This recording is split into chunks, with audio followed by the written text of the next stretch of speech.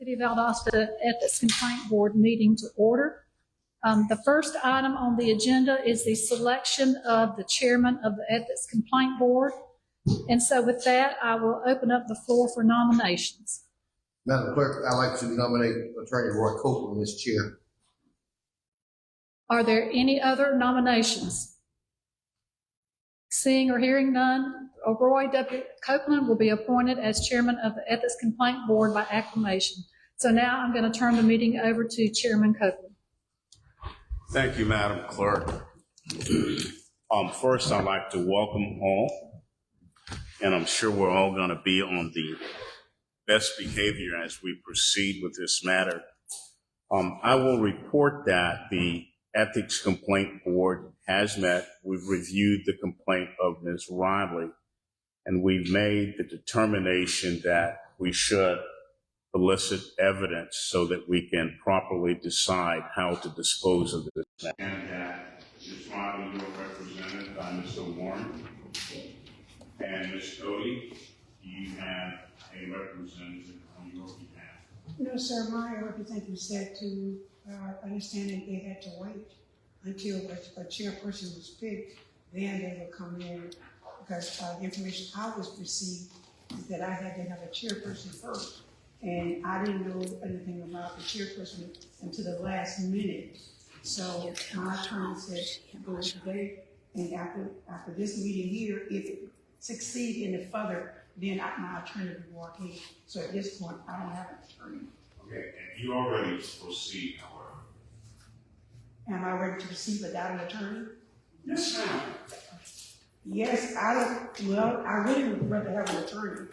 Okay, well, I looked at the rules, and I don't see where the rules provide us with authority to continue this matter. Of course, as you know, we have time constraints in these rules. We have to issue a decision within 7 days of today's date. So with that in mind, unless there's some vehement objection. All right. Now, before you proceed, on behalf of all parties, I think we need to invoke what is called the rule of sequestration.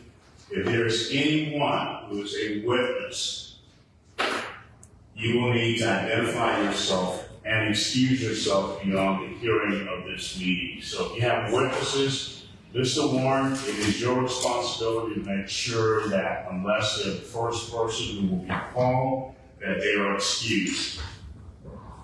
That's understood, Mr. Chairman, and I'm going to take care of that right at this moment. And we anticipate, just for the board information, we anticipate to call Richard Joyner, Ms. Charisma Hart, and anticipation, Mr. Richard Hardy, and Ms. Catherine. You understand that it's your responsibility to make sure that they are out of earshot of this proceeding, even if they walk in the door once we start. Yes, that's correct. Okay. Ms. Cody, do you have witnesses? No witnesses? Okay. As I said, can I speak? May I speak? Hold on.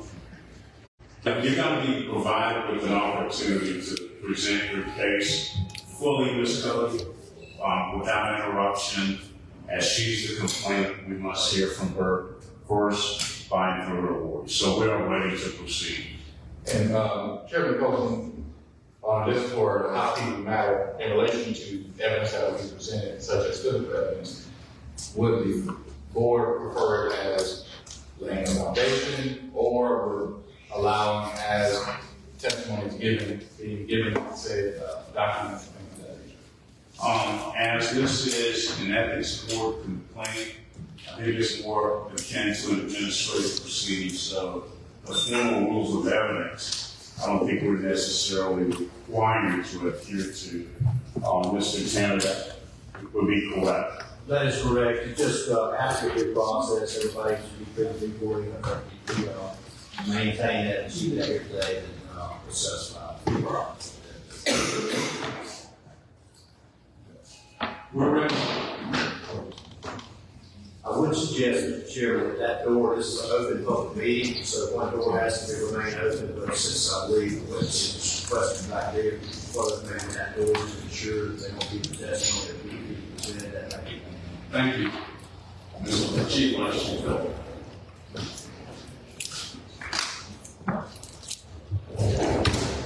Mr. Warren, would you please speak into the microphone? Yes, sir.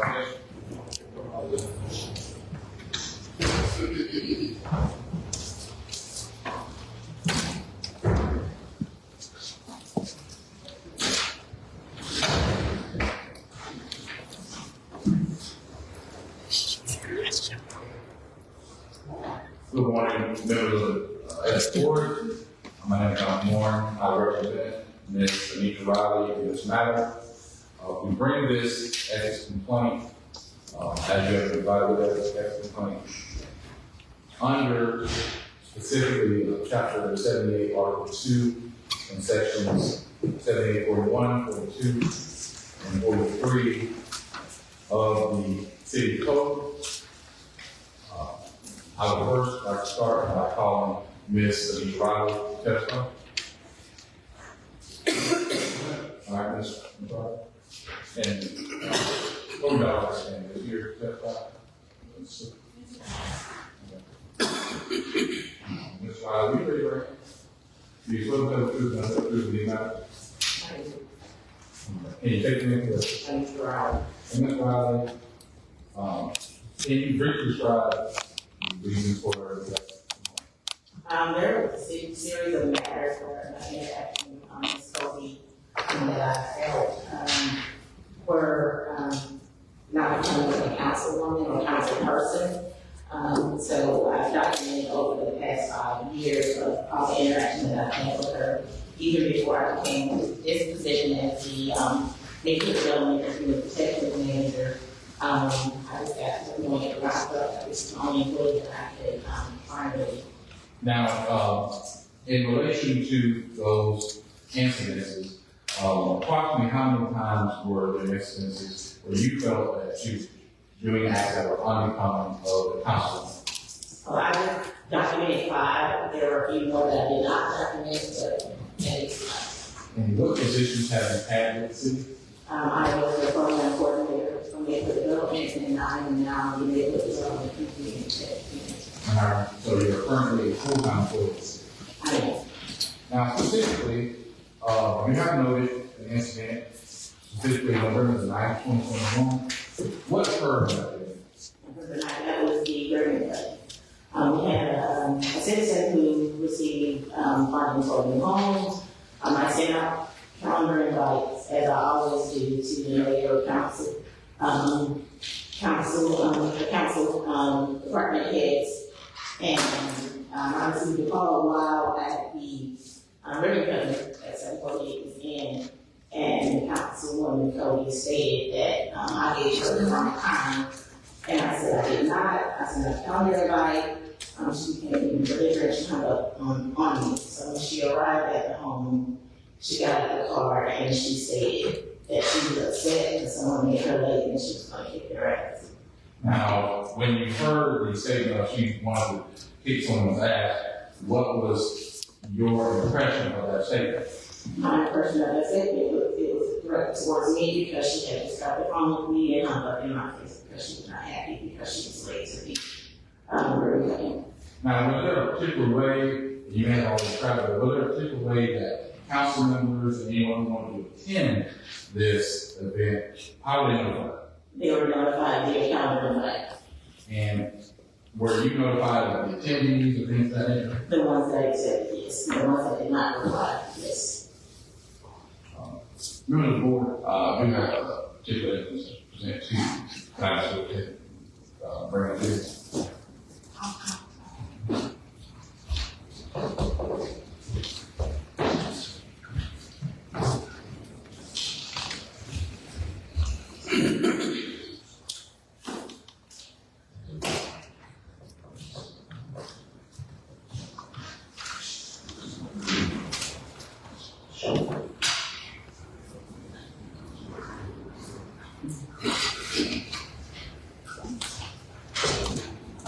Ms. Wright, I want to ask you a question. Were there any other council members or department heads present at the time you first interacted with Ms. Cody about this time? The mayor was present, Catherine Emmons and I believe Mark Barber, they were there, and Councilwoman Tully. Mark Barber and Catherine Emmons had left by the time she arrived. Okay, so the only person that was there at the time of the alleged conversation between you and Mrs. Cody were who? It was me, Councilwoman Tully, Richard Joyner, the mayor, he was up around the home, but where she was me, Councilwoman Tully and Richard Joyner. So I do have a question. I noticed in your statement, you stated that I immediately called Catherine Evans, your supervisor, and told her about the incident. And she informed me that she would help. Did she ever get back to you what was done, said? She said that she would talk to the mayor and have the mayor speak to Ms. Cody, but she never got any other than that. Now, Ms. Riley specifically, in the evidence we have for the board members, there's exhibit A. And exhibit A is what specific? It's the calendar in life. And is there anything in particular about Sean or information? The ones in green are the ones that accepted, the ones with the question mark are the ones that did not apply. So, say that again. The ones with the green check mark by it, they're the ones that accepted. The ones with the question mark are the ones who did not apply. And now, since specifically, who are the ones that did reply? Catherine Evans, Scott James Matheson, Mark McConaughey, and Sandy Tully. Now, what about Ms. Cody? Did respond. And approximately, based on your usual methodology of seeing like early advances. Probably normally is a week, at least a week, depending on when we're done with the home. So we try to get the homeowner back in their home because they can have their home so long. So once the contract tells me he's done his final walkthrough, I usually try to go ahead and coordinate ribbon cutting and getting the homeowner back into the home. It could be a week, it could be a few days. And then after you heard the statement by Ms. Council Cody, what would you do? I got in my car and I left as not to make it. Now, after this incident, were there any more incidents that involved you and interactions with Ms. Mr. Warren, if you will, there are specific incidents that are referred to. Yeah. Are you going to install to the next one that is actually in the complaint? Yes. Okay, Mr. Chairman. So, what is I also have one question as it relates to the invites. As I'm looking at it here, I see there were 4 people who replied, as indicated. Evans, Madison, McConaughey, and Tully. But the people that did not reply were also at the meeting. I think you said, are you hearing the conversation, if you're not mistaken? Join you in the conversation? Yes. Yes. So replying is not necessarily an indication that you're going to see. No, it's not. No, sir. That was my question. But in relation to that question, this is a typical way of putting people on notice. Yes. And that's what, so yeah, it's an issue with you for time or no occasion. No, it's not time. Yes. It seemed like it just indicated that she said she's not coming. No. I was trying to point out the fact that several people indicated they were not coming. Now, To correct you, if you're not coming, they would decline it, it would be in red. Okay. So these people just did not respond. So they didn't indicate either way. Okay. So the only people that responded and continued was Councilwoman Tully, Richard Joyner, and the mayor. You said the mayor was not there. And Mark Barber. Mr. Barber and the mayor were not within earshot of today's conversation. correct? Mr. Barber and Ms. Ames had departed already.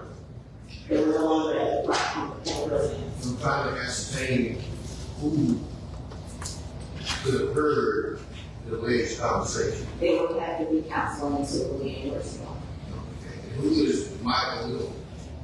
Michael Miller is, the contractor, he is, there as well. But he was the one who built the home with the, homeowner.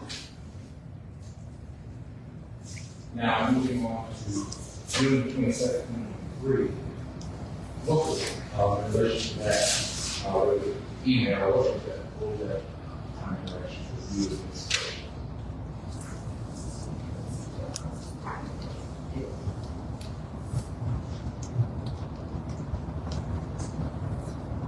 Okay, this particular incident was, where Councilwoman Cody, sent an email asking that we go and visit, 600 Hudson Street.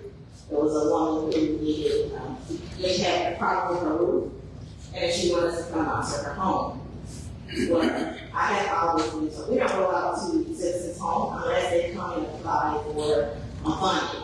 So we have a program for new housing and emergency roof repair that we can do for citizens.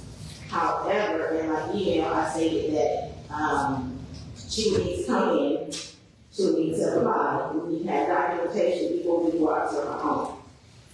Well, I got a phone call from Captain Emmons that stated that Ms. Cody had reached out to the city manager and they were insisting that I go out to the home. We were to go out to the home and see Ms. Gardner. So me and Richard Garner, we went and we met Ms. Cody there and we went through Ms. Gardner's home. We told Ms. Gardner that we cannot do her home because it was not an emergency repair.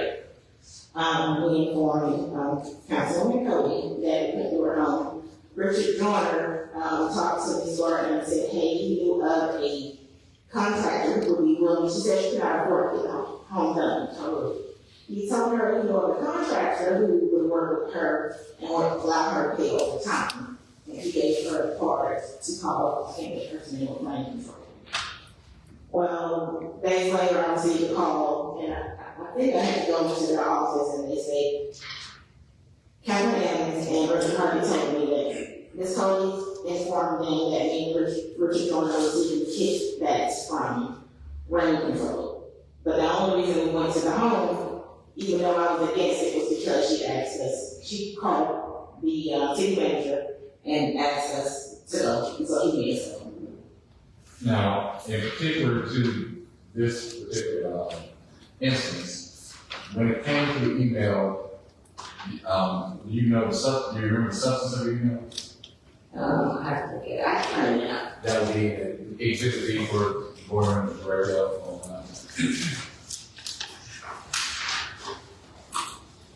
And based upon that email, Okay.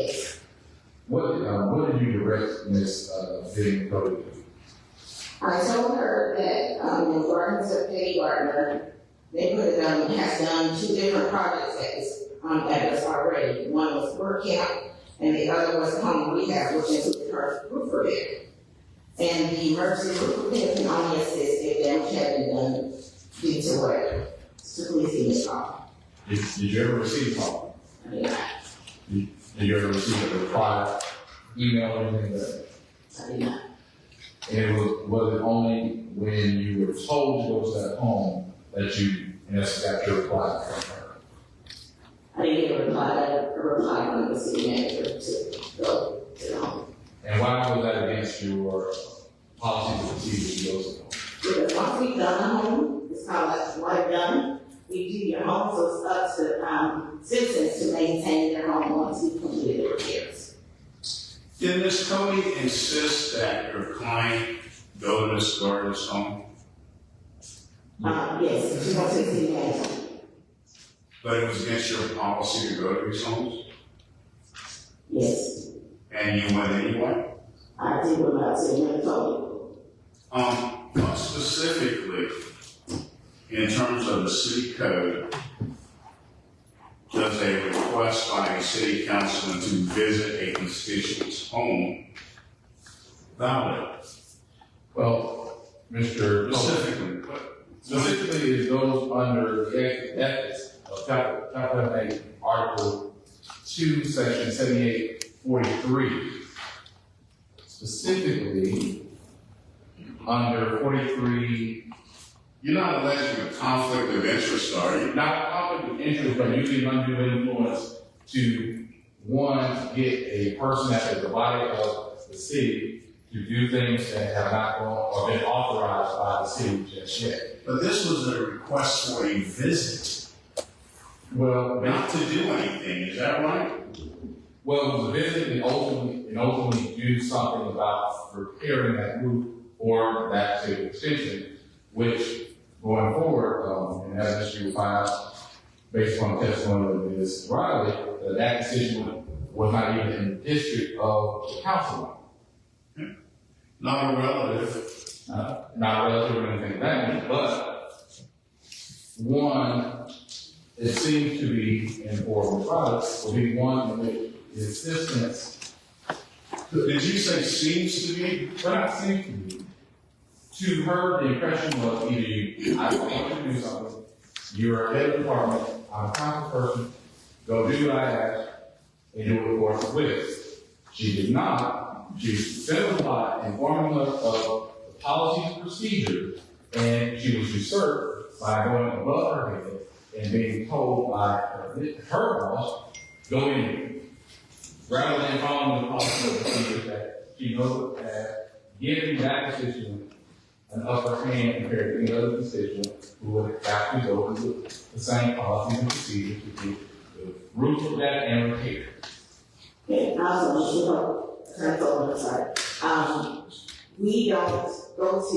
citizen home, even if they request it, we don't, because anybody could come and ask us to come to their home. You went on your own volition. After my city manager. I'm just reading your complaint. Yes, what I was told to, I was given an option. So help me to understand, the policy is one and done, correct? Yes, So she had roof repair done under one and done program. yes, and this was, she wanted another emergency roof repair down to her home. And we had already done her roof. Okay, so you were just following instructions That from was your it. superior. Yes, But what did you expect to happen after the policy's already been fulfilled? I expected to not to do the home because listening, from what I read in the email that, Ms. Cody sent, I knew that it wouldn't fall under the emergency roof repair. Because the emergency roof repair can only be repaired if it's done due to weather. So like if a tree fell on the home, a limb that caused a hole or something, we can fix the home. Do you know, I don't know if this is an appropriate question or not, but I'm gonna ask it anyway. Do you know how long the one and done program had been completed before the request from Councilwoman Cody to come back out there? I mean, it had been, I had been in 2012 and 2013. 2012, 2013? Yes. Which is provided along with an exhibit. That should have been within the warranty of the roof repair, right? It was done before I was here. I'm not sure. But it is the citizen's responsibility to maintain it once we make it repair. Now, you address that initial repair, but then also you know that they have that second one. No, that was a work camp. They had done things to her home, work camp. And then based upon those two, based on your understanding of the city's policies, procedures, and your policies, would that preclude her from any more repairs, or what would you have to do? In your understanding? Yes, she would not be eligible for any more repairs. Actually, she applied to have her home done, we had to turn her down and let her know that, we've already done her home, so we're not do her home again. So were there records of the first repair? No, the office didn't have records that the first repair was done in 2012? Yes, that's good. Okay, did anybody in your office go over that contract to see Is that roof is still warranted? No, sir. So when Councilwoman called, I would, but I'm just thinking maybe she was under the impression that your office would look at the contract and see that it was less than a year old, around a year old, and call the contractor and say, hey, you know, a shabby job, you can come back out here and repair it. So once we do a repair, you're gonna have a year warranty with us. After that, we can inform the homeowners, they have to contract with themselves, we no longer involved in it. So we don't do that. I was saying, that effect, remember right, going back, that's why she sent an email to call her to, one, I guess, get more information and to get specifics on what was needed and her understanding of what the decision needed and why the city may not be an avenue for it. But as a matter of good faith, records of a repair job done for a citizen under my umbrella, I can say, well, Mrs. Gardner, your roof was done last year or whatever the year it was. You may need to contact the contractor, his contractor's phone number that you can call and have them come out there. Don't you think that would be an act of good faith? I would say, I don't remember if Richard Jordan mentioned that to her, because like I said, I wasn't there at that time, but we're division of 3. We've done hundreds of homes. So to ensure that the citizens are aware, hey, if they do call us and there's something, we'll say, hey, reach out to the contract, Ms. Gardner, before me. Now, in relation to that, you did go out, again, you did go out to the Gardner's home. Mm-hmm. And then, when was the accusation that you were taking kickbacks? I received a call from, for Friday, we went out. I received a call from the city manager to see him that Monday.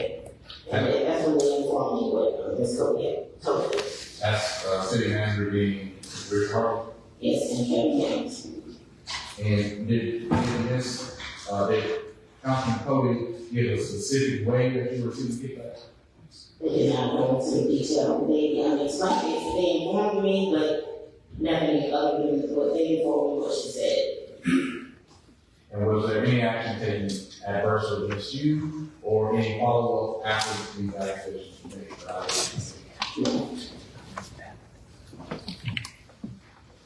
Now, moving on to December 7th, 2023. Before you move on, I just want to state for the record that there is your exhibit B provided. Matt Miller did indicate that the job will be completed by April 12th, 2013.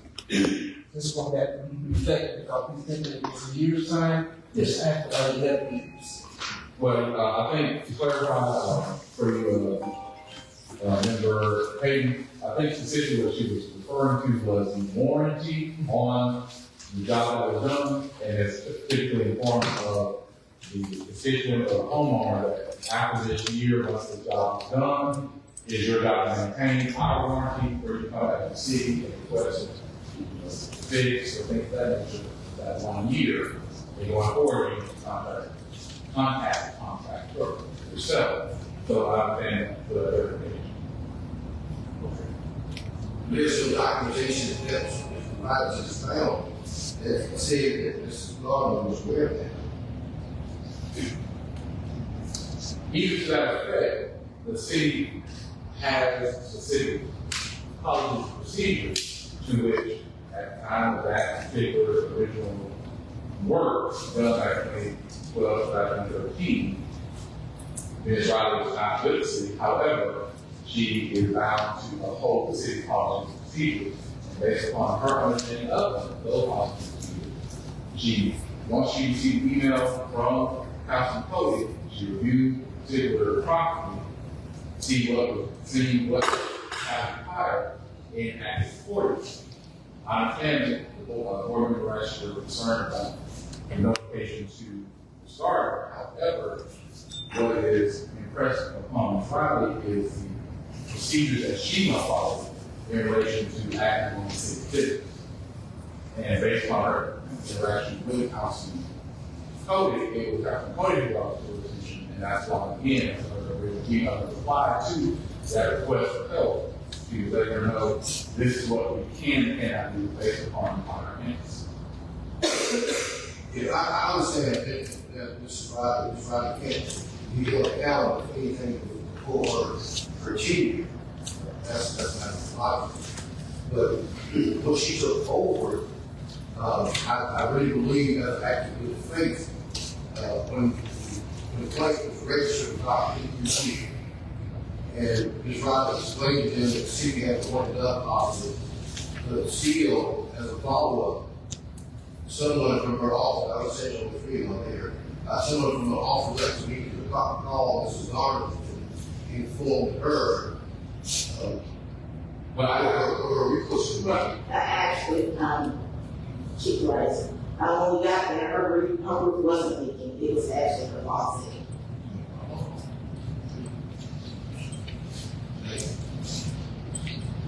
now, moving on to the December 7th, 2023, public meeting, what occurred?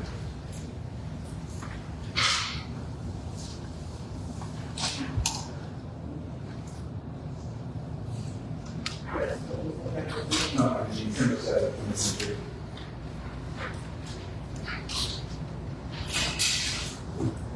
Okay, and this,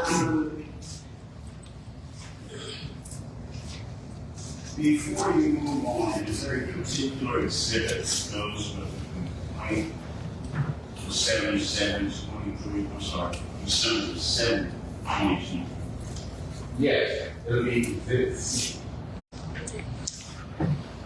okay, this is where, in a public meeting, Ms. Cody stated that, the housing program for the city was not helping senior citizens.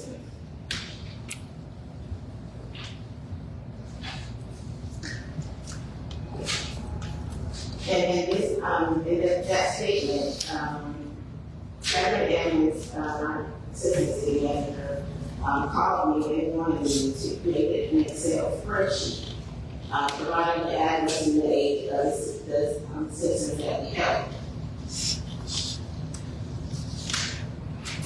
That is an Exhibit C, right? That's correct. Based upon that, what is the percentage of those who are considered senior citizens that are being helped by the city? 8.7%. And thus, that statement by Councilman Cody was false. Correct. And has she already been provided this information? I would not provide that information, but the ribbon cutters I've been at the city, she's always good at the ribbon cutting, so she knows, she should know who we're helping because she's present. So she's able to see who we are helping. But you annually provide the city documentation of data, things that occur through your department. I come to the council twice. I come with the annual action plan and receive money from the account, and they have to approve my projects. So I can't do projects without council approval.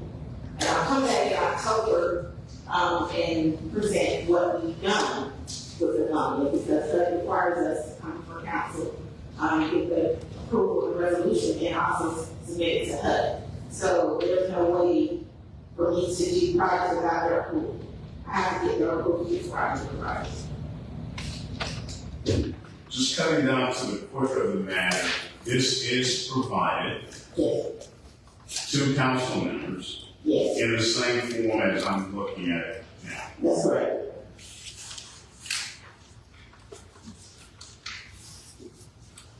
And then you'll see, I think, Councilman Carroll, he states that this is information that they've received and that they've known for years and it has not changed.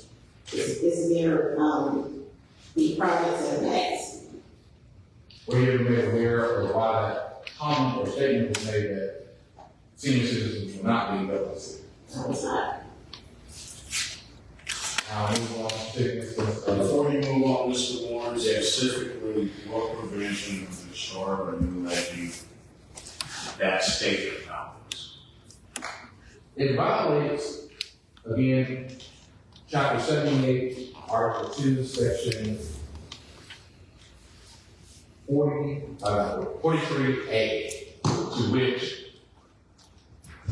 well, actually 41 and then 43A, both imposing upon council and officials, city officials, conduct to have elevated standards and action conduct, one to which they act civil and respectful of other people in conducting the city's business. You would agree that conduct and statements are two totally different animals.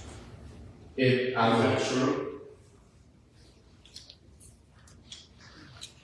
I would say about conduct. I would say the conduct are actions, but the actions in the act of making the statement would cause one pandemonium for the city in the sense of Ms. Riley has presented evidence and data to the city before.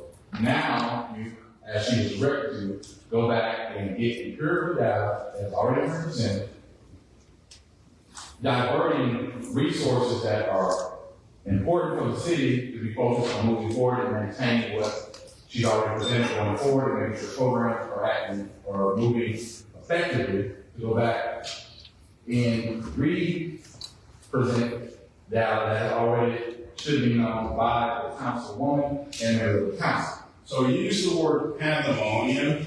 Are you equating this coded statement to yell at fire in a cloud year? That would equate pandemonium. In essence, I would, in relation to what Ms. Riley does for the city, because she's presenting evidence that calls city funds to either be brought further or could be stopped based upon data. If the data and the city council person feel that the data is faulty, false, or not being used in the right direction, one, Ms. Riley has to report all her data to HUD and to the city. If HUD now feels that a member, an official member of that city, is not comfortable with the numbers or with the job that is being done, it opens the city up later on to questions about whether or not they have ethical or reliable people doing what they're supposed to be doing. Mr. Warren, more to the point, Yes. without the circuitous way of getting back to what you really want to tell me.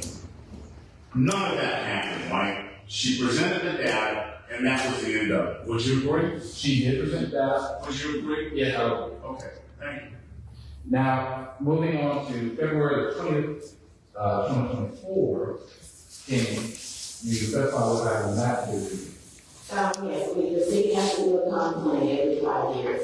So for part of the comp plan, we have to do 2 public hearings. And one particular public hearing, February 28th, we were at the Miller-Cody Center. We have contractors with implemented solutions who were presenting or talking to the public about the needs assessment for the city of Valdosta. And I mentioned this only because the meeting was over and Councilwoman Cody stood up and she made a statement, and I don't know why, that she was against me. She was so against me. She was so against me, but she didn't know why, and that she now supported me. So it was definitely to me that she would stand up in a public forum as a council person.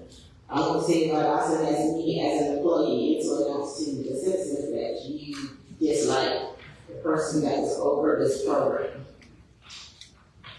So that I added that just to add to the things that I had to endure with council. And specifically on that day, was there any particular parties that were there to witness that? Yes, I had my team in the protocol coordinator and Richard Bernard and also Richard Warner. But I also had a contractor who was doing work for the city, with Blue Lake Solutions that were taking that provided statements that were said. And what do you mean they were taken back? That she was sending a statement in front of citizens about an employee for the city of Valdosta.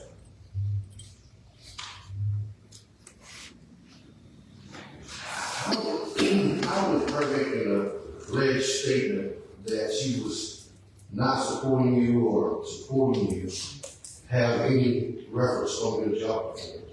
Well, to me, her being a council person and me being an employee of the city, I didn't understand the statement or why it was said, and then I was thinking about things that she had done previously leading up to this. So, you know, to me, I was no secret to me that she did not hurt me. But to stand and make that statement, it was bad to me. Okay, it didn't affect your job. No, it did not affect my job. Or your ability to do your job. It did not. Or your performance evaluation. No. Those do not affect those specifically. How did it affect the day-to-day processes of you conducting your job? And I guess basically your decision making on the job.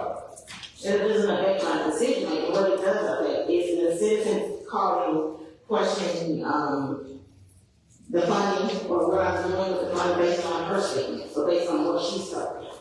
I receive calls like that based on her statement. So instead of me doing other, jobs or taking on duty, when I just answer calls to put out, say fires or answer questions about, funding, that I shouldn't have to answer. Now, did you ever consider, because you said you notified your superiors about the interactions you had with this code, right? That's not right. City manager, both and the mayor. But they didn't do anything about it. They said they didn't speak to council. But nobody got back to you as to what actions were taken. No. So as far as you knew, nothing was done, right? As far as I was told, that they spoke with her, but that's all I was. They did say you spoke. They did say that.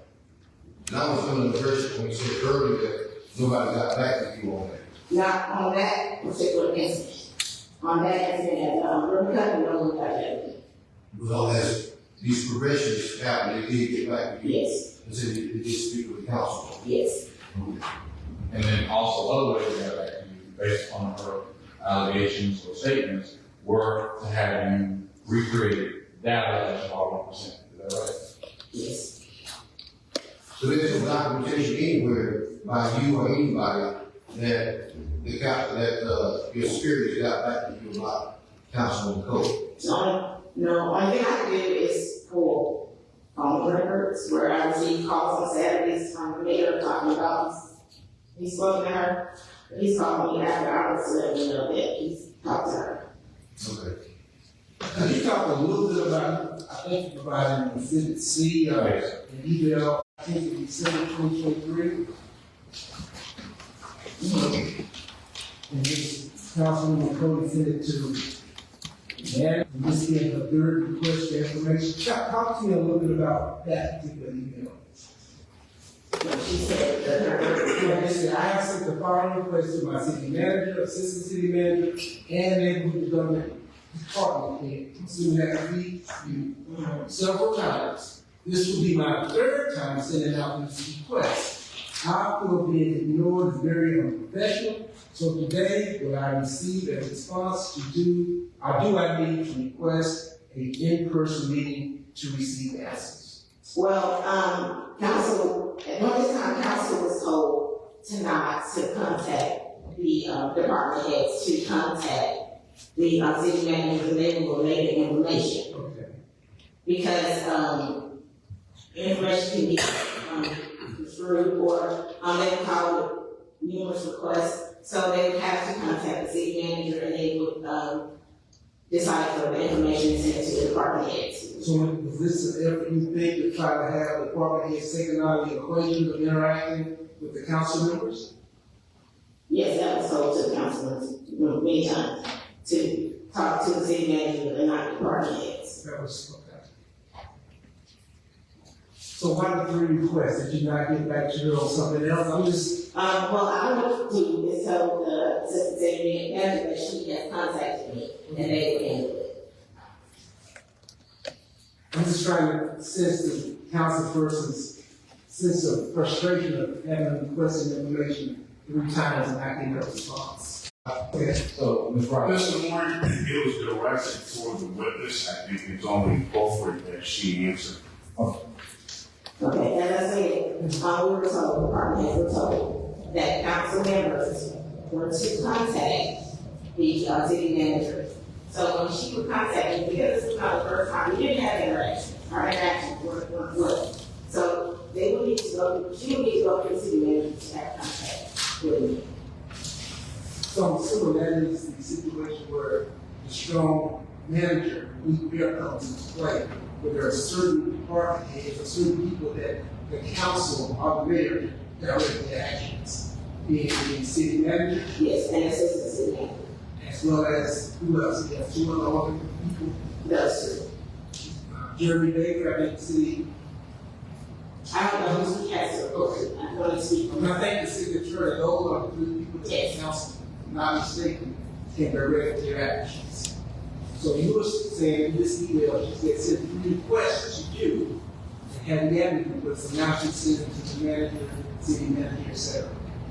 Is that- I mean, I can't speak on her, what she thought. Okay. Thank you.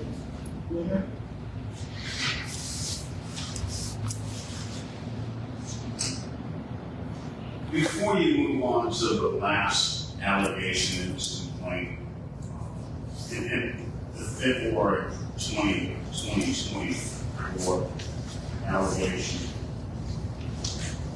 it seems like it ends by saying that ultimately, quote, she supported me. Was that the kind of final say with regard to the incident in February 2024? What she said? Are you referring to what she spoke? Yeah. That's exactly what she said. Now, that's not how I feel. That's what Yeah, she said. but she conveyed that, I presume, to you. No, not to me. Who did she say that She to? said that that was part of her statement. Okay.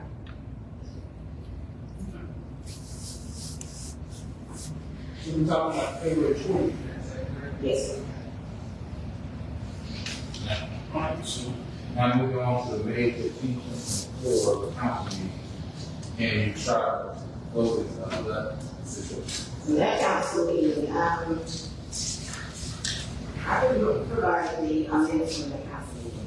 She stated that it was shameful that the city only needed 6 projects a year, and that I stood before the council and they approved the millions, and that it made the city look bad that we only did 6 projects a year with those millions of dollars. And she did questions about that. Then she later stated that she had the number that I presented, $630,000. And to me, I felt like she wants to know where the money's going. So to me, it made it seem like she was saying my department was on where the funds going. And as I stated, when you have in the conference of procedures, I come before them and tell them how much money that the city is getting from HUD. I do a breakdown of how the money should be spent as relates to the project that they have always had, and they approved it. So I never came before them with millions of dollars because the city has never received millions of dollars. Maybe over the course of years or not at the time. And then I also told them, as I said, in October, it showed how the money had been spent. Now, in relation to your ethics, why does this particular point matter? It matters because the public seems to think that the city is getting millions of dollars that we're not getting. And they seem to think that my department or our team, that I am sending out checks because I'm getting calls of where's the money going. We have a finance department for that. We have 8 different steps we have to go through to get a check sent out for us to get our house. So if the government is not sending out checks, we're not drawing down the money. We don't do that, and we've never received millions of dollars, and they've never approved millions of dollars because I've been here. And in essence, based upon these kind of allegations, how is it affecting the work being done by the department? Well, as I say, we're getting an influx of calls and people coming, wanting to know where these millions of dollars are and where they're coming from, or where the road have been spent. And then I'm gonna have to provide documents because they don't have to claim this, it's open, the open records, but they're insinuating that I am misappropriating funds, and that's incorrect. When it comes to CDBG dollars, that's incorrect. And that was your present sense impression. Yes. Okay, and you used the word that was an insinuation. Yes. Yes. But in relation to the council, it's not the first time of insinuation, it's actual validation of that. Yes.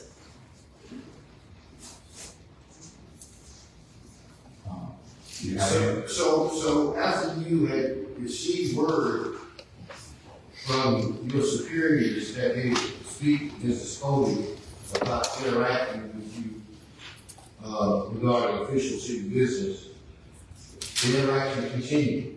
Yeah, of course. Okay, so it seems like to me it's dereliction of duty on the city, on your superior's part, if they instructed Mrs. Cody not to have interaction with you, she still did. There's miscommunication somewhere. Well, he said information was form. So I'm presenting, the board council. So you went back to your superiors and said she's still doing what y'all asked her not to do? No, at that point, they had already done it twice, 2 or 3 times. So at this point, I was like, hey, what can I do to make this stop? Okay, so you've already notified them, it's still going on, so you had, put a skin, so to speak. Yes, sir. I know you documented this process, but you give an estimation of how many other cases there might have been? Oh, there's probably a couple more. Yes, there's one where, we had the city lost their, gig certification, and she sent an email out that I can probably get that. She said, This is fine, I just want to know. yes. So that happened even after February, so there's more things that happened that we're not included to my point.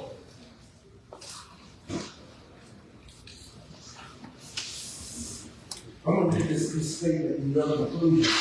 It says, such behavior undermines my ability to perform my duties effectively and creates a hostile work environment. Determined to let the middle of both my well-being and overall morale of our team. A hostile work environment is a crucial point. I feel like it's warranted. Based on what? Based upon, things that happen in the work, I guess I can say, people coming up saying, at councilman meetings that, my particular department, things that they haven't had done, and it's been over 2 years since we've done this type of funding, and then you find out that the people that came before were her niece, or her cousins. And they were making statements based on her behalf. So, and not only that, people calling, questioning, upset, cussing. I mean, it can be hostile. Mr. Warren, Yeah. piggybacking on what you said, and that's a direct quote from the complaint, if it's a hostile work environment created, is that not a legal problem as opposed to an ethical problem? Well, yes, Mr. Financial question, it is a legal problem. But I think in Ms. Riley's way of trying to resolve issues, she, one, enjoys her job what she does with the city, that she doesn't feel that the legal route is the proper route, that the route of which is in the city's code, is to go the ethical route, going back to specific ethics of how one conducts themselves and conducts the business of the city, which she, in relation to her specifically, she's been accused of taking kickbacks and being accused of misappropriating funds, which in essence would be an ethical issue. And to an extent, if depending on if it was true, would be a legal issue. However, the Winston campaign and the outright direct hostility towards her in a public forum, all she is wishing to do is be able to work and provide the services that the city has hired her to do without the undue and unnecessary insinuations of being a person paying a kickback or a person who is misappropriating these funds. That's why it's on the evidence, because she can civilly interact with every other council person except one. And it's very, very specific, and she's getting very specific instances of something as simple as ribbon cutting to being told someone in the city of London. She didn't say the ribbon to her, but being able to deduce that someone asked me to be kicked for her not being able to be on time to such an event, then having a public forum where other council members, the city, members of the public are being told that things are not being done for these constituents who are paying taxes, where a member of the city government who is tasked with making sure those programs is doing such, but now has to go back and prove herself twice, rather than being informed of the data that is provided yearly and twice a year, as she has stated.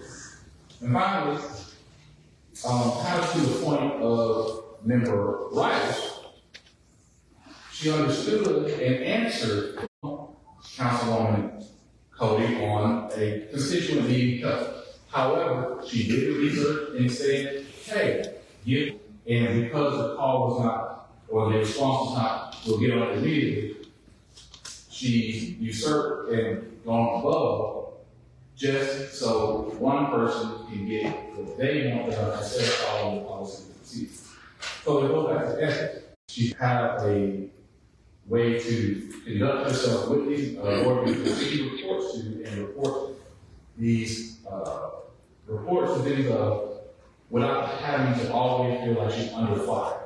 There's a difference between her not doing her job and not providing what they are asking for, and simply doing it and still getting fired for no reason. There's no basis. And as she said, they would say, I didn't support you, I was vehemently against you at one point, now I support you. But I'm confused here in this regard. I tend to agree with Attorney Copeland about the legal aspect of it. If an employee who has access to governmental funding misappropriates that funding, that could be a legal issue. If an employee who has access to governmental funding is taking bribes from a truly, then that could be a legal issue. And one of the things that she accused Mrs. Riley of taking kickback for. That's a bribe of a truly. And then there's another one to say that Ms. Riley, Ms. Cody is alleged to say that you misappropriated funds. Both of those are legal issues. And if Ms. Riley reported those interactions with her superiors, and her superiors never followed up on talking to Ms. Cody or making sure that Ms. Cody understood she can't interact with Ms. Riley that way, to me, that's a dereliction of duty. And that's where lies the problem, not so much between Mrs. Cody and Ms. Riley, but because of her, Ms. Riley's superiors failed to do their part to stop this from going on.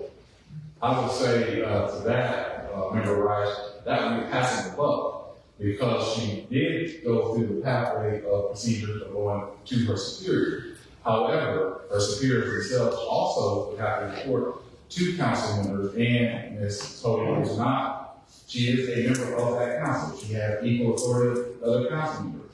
Just because one council member talks to another council member does not mean they have to follow their particular direction. They work in conjunction. Yeah, but there's a legal arm of the city council called the city attorney. And the city attorney can definitely speak to that part about what's legal and what's not legal, those accusations you made. Well, that is correct. However, I would say to that effect. Back to Ms. Riley's point of view in relation to this,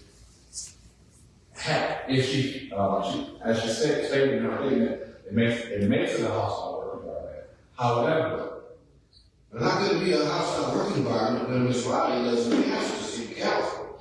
well, The city council doesn't have the authority to hire and fire a department head. that is true. However, if we're going to look at influence, Ms.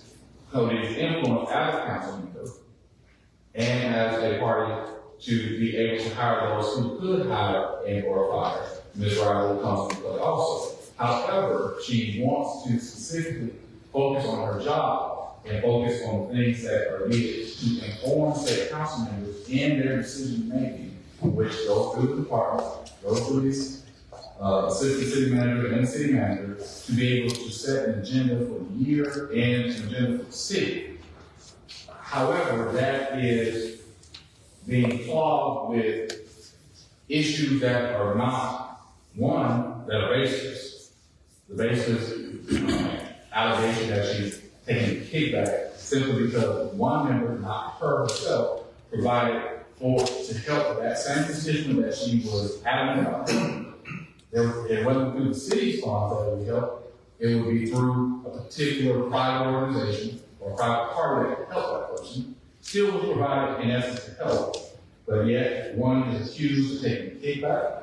Then two, instead of causing a ruckus and disrupting the agenda of the city and the city either with lawsuits or with issues legally, there is a policy and procedure, which we are in this procedure, of going to the next complaint, of handling such matters. It hasn't reached the level for Ms. Riley to be deemed as one where she would feel like she would need to sue the city. And I appreciate that, but it appears to me that by Ms. Riley still being employed as of right now, that she's done nothing wrong. She's done everything she's supposed to do. But the problems I feel, maybe somebody can explain it better to me, maybe fully understand, is that Ms. Riley let her superiors know that Councilwoman Cody is allegedly making these accusations. Somebody from legal arm, the council themselves should have said, no, Councilwoman, she has not done anything wrong. Everything is above board. Ms. Riley has followed the rules. And that's, to me, is the problem. That Mrs. Cody feels like nobody is, she said she tried to make contact 3 different times.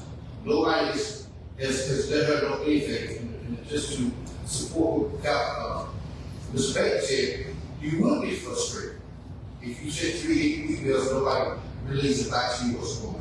Well, in response to that specifically, as we have noted in the evidence presented, there is evidence of data presented to the council that have been at the disposal of the Councilwoman to answer particular questions, the funding of parking and things, and have been at the disposal and have been presented to her, and she still doesn't know the answer. So in relation to that, we do not know. I'm in her mind, I can't tell, but we do not know if she's already been presented answers or have access to the answers and told where to go to find the answers and have yet to actually reach out and get those answers herself. I understand about the email and frustration, but again, go back to the right, the frustration is I've already come to council, I presented the budget, what the anticipation of projects, and now I'm being told by a council member who earlier in the year I displayed to the council to approve the minutes, but I now have to go back, do the empirical data, and show you the exact same thing that you had at your disposal, that you voted for, or against. Just, in essence, that's the problem here. Mr. Warren, let me just, you keep referring to the production of the data by way of the spreadsheet, I presume. Yes. Is that what you're talking about? But that and other documents. Right. With today's technology, that does not require a significant effort. You're talking about printing spreadsheets. That's what her rights make that. That's what I'm referring to. She has to go back, look, find the data that is in relation or in relation to that particular question that is asked, sit down, make sure each number matches, each information is with what time frame, dollar for dollar, and then it's not just simply just printing. You have to go back and make sure that is what is being requested and a time frame, and make sure that every aspect. I was under the impression that this was previously presented to the council on 2 different occasions. When I say participate on 2 different occasions, I mean, I come before them, once we get a letter from HUD, I come before them with the dollar amount and the projects that they want to do.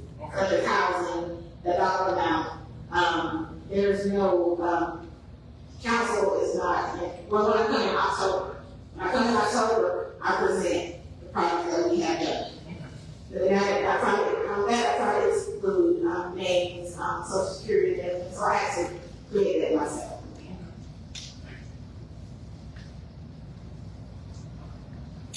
Is there any more, Mr. Warren, that you want to present that we've not covered already?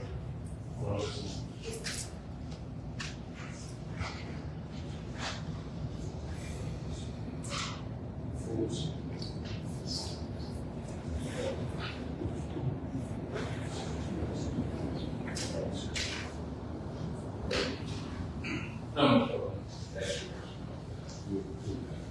That concludes your presentation. yes. Thank you. Ladies and gentlemen, before we proceed with Ms. Cody's presentation, our colleagues have asked that we take maybe about a 10-minute recess. We'll be in recess for 10 minutes. We'll start back at about 11:20.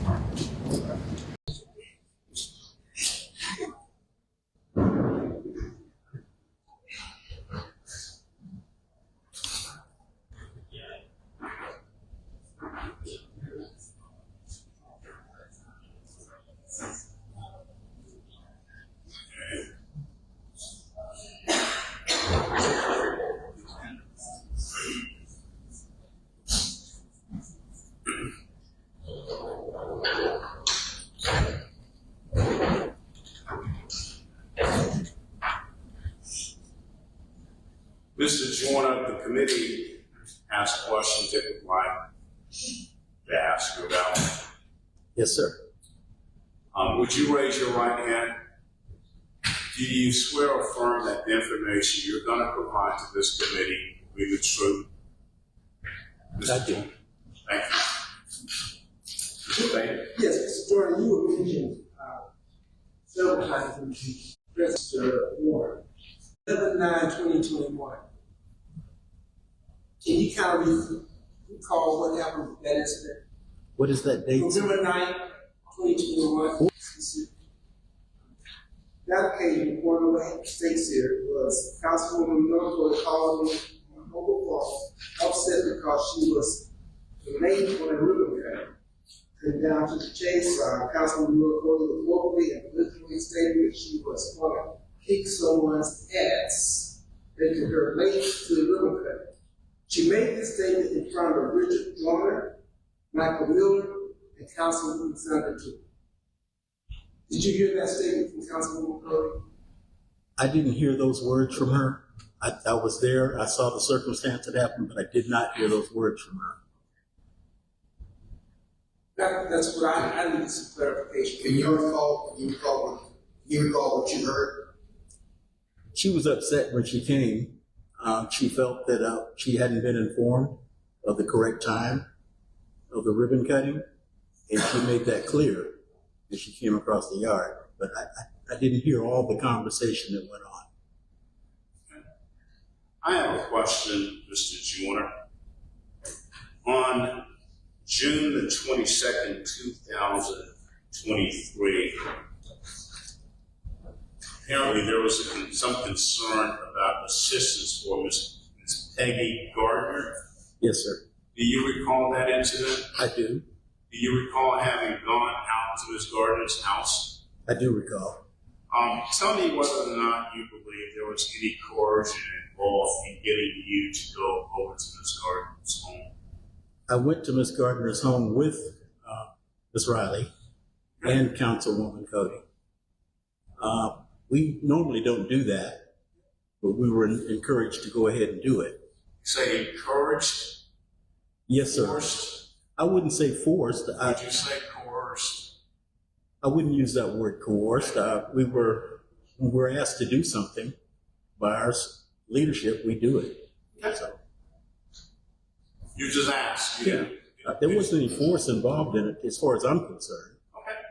My boss asked me to be there, and I was there.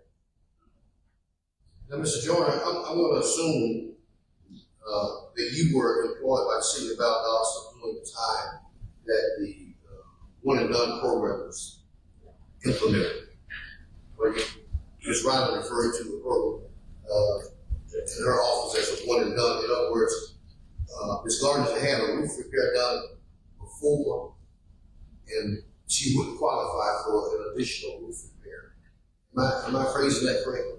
Ms. Gardner had work done by our work camp, Southern Hospitality Work Camp, and by Federal Home Loan Bank, that I supervised both those projects on that house. So what was one of those jobs, one of those projects, a roof repair? It was.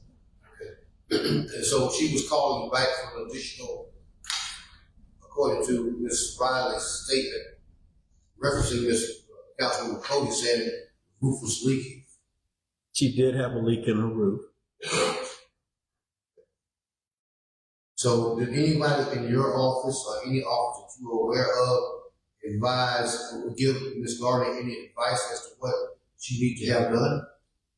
We informed her that she could hire a roofer of her choice to come and do a patch job on the roof, which is really all it needed, because there were limbs hanging over the roof that were disrupting the tin. So that's what was causing the roof. So that's what we advised her. So in your professional opinion, do you think the roof that she had replaced the first time was less than 10 years old? I don't remember the date that we did that repair. But y'all did advise her to call a contractor. I did advise her to call a roofer. Did you, I'm going to read from the statement. You can tell me if it's accurate as you recall. It says, she stated, she being Councilwoman Miller-Cody, she stated that Richard Joyner and I were receiving kickbacks in the form of cash, rain and tow roofing. Therefore, calling into question our integrity, ethic, and character. Did you hear that statement made? Did I hear that statement made by Ms. Cody? No, I did not hear it made by her. I was aware that that statement had been made about us and our contractors, but I did not hear her say that. That he was saying. It was said. I mean, he got back to us that it wasn't the first time I'd heard it. I've been doing this job since 2005, and I've heard that before. The kickback accusations. For purposes of the record, I think that those appearances were made on or about 10/9/2012. At least that's the date on the contract. Would that be about right? That'd be about right. If you're looking at the Federal Home Loan Bank contract there, yes. Okay. Thank you, Mr. Joyner. Yes, sir. Unless you have some follow-up, Mr. Warren. Just briefly. Mr. Joyner, in relation to the statement, as you said, it was not the first time you had heard the allegation of kickback. In particular to this case and that incident, where did you hear that allegation from? Or how did you become aware of that allegation? I became aware of that from Ms. Riley. And were you ever called into any of your superior's offices about that allegation? No, never. And now, how many times prior have you heard an allegation of kickback in relation to yourself? Maybe 3 or 4 times, And of course. And who were, if you don't mind telling us, who was the person making those allegations? Again, I don't know the people making the allegations. It's the word that would get back to you. The people suspected it from the community. Okay. And I work out in the community every day, so you hear these things. But only one instance that you know or have heard in relation to Ms. Cody, is that right? Yes. Now, back to and there was a question I was asked earlier, in relation to that roof, that particular roof that y'all went at Ms. Garden's home, what was your understanding of the work to be done and I guess your warranty on that roof? The original work to be done and the warranty on the roof. The original warranty is for 1 year for workmanship. Okay. Once that 1 year is up, it's on the homeowner to make any repairs to what is done. And based upon your typical work patterns and conduct, is it your understanding that the homeowner is typically informed of that warranty and how that works? Yes, we have a pre-construction conference for all of our clients, and that's one of the things that I state over and over again. I conduct those conferences, and I state that consistently, that they're to have a 1 year warranty. And we state it even after the construction is done. We remind them again during the walkthroughs that they have a 1 year warranty. Now, what is your understanding of when, like at this time frame, it's been so many years, and a former a project person comes back to you and asks for another repair? What is your understanding of what needs to be done? I always inform them then that they need to contact a contractor. We try to give them, if they ask for who they can call, we'll give them, I try to give them 2 or 3 licensed people that they can call to do the work. There are contractors that I know out there that really value what we do, and they'll try to help us, because our clients are low-income clients. So they'll try to do what they can to help them, and I know certain people will do that. So I refer to them and let them make their own choice. And I guess one last question. Why specifically, like in Ms. Gardner's case, why specifically could she not come back to you or your program to get a repair? It's been our policy that once we spend money on a project, especially federal money, once we do a project, we don't go back to that one because we have to give other clients an opportunity to have work done on their homes. So to go back to someone, it's not fair to the other clients that need work. And like I said, in her case, she had work camp and federal home loan back. No further questions. Thank you. Ms. Cody, did you have any questions of Mr. Joyner? Members of the board? May I excuse this witness? You can. Okay. You may have a seat in the audience, Thank Mr. Joyner, if you want. Or Thank may you. leave. Thank you. Thank you. Ms. Ammons?